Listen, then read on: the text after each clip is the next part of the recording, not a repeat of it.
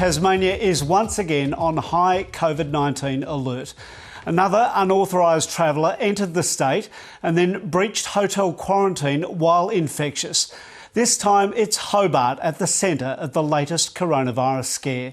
Reporter Will Murray joins us now from outside the quarantine hotel. Will, take us through what's happened. Well, Guy, the 31-year-old from New South Wales flew into Hobart from Melbourne on Monday night. Now, he was immediately stopped by authorities at the airport because it was revealed his good-to-go pass had been rejected not once but twice. So he was then taken here to the Travelodge Hotel in Hobart CBD for quarantine. Now, security staff went to do a welfare check on him the next afternoon and he was gone. So that triggered a police search, and the ABC understands he was found in a garage in Hobart's northern suburbs a few hours after that. Now, because he is considered high risk, because he's come from a high-risk site and has been out in the public, he wasn't taken immediately back to quarantine and was instead taken to a local hospital for Covid-19 testing.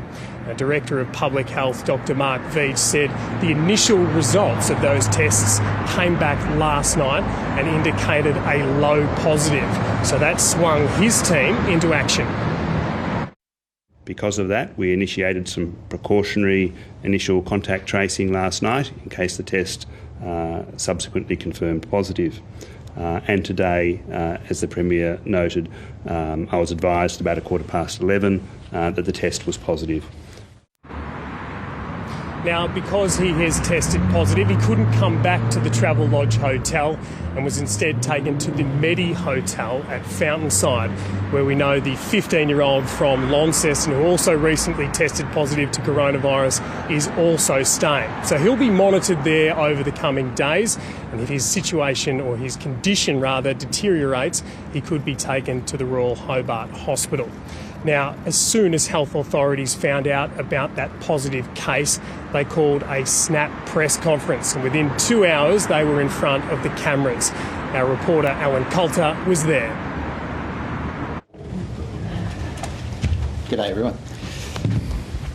While we have strong border controls and quarantine processes and the vast majority of people follow the rules, there are occasions where this is not the case.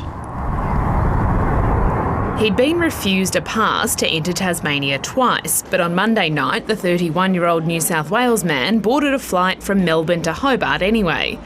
JQ715 was the last flight of the evening, so when he got here, he couldn't be sent back and was transported to quarantine at the Travelodge in the middle of the city. It disappoints me greatly that when the vast majority of Tasmanians do the right thing, day in and day out, people will blatantly ignore the rules and put others at risk. The man was checked on within an hour, but another welfare check on Tuesday afternoon revealed he wasn't in his room.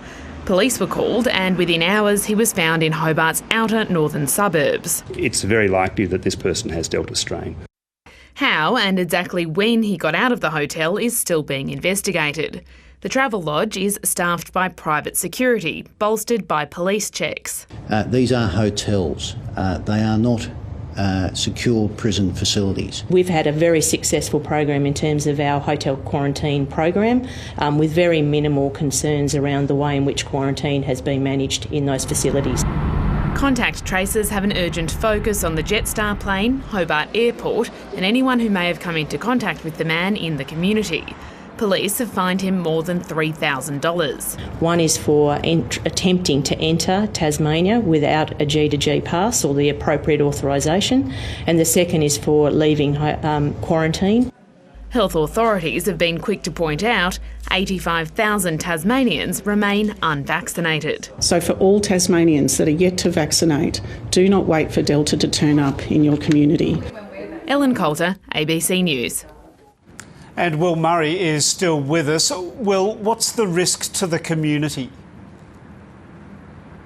Well, Guy, at this point, authorities have declared the flight he was on, that's JQ715, as an exposure site, as well as the men's bathrooms in the arrival section of Hobart's airport. They're also managing the occupants of 2 households that were visited by the case.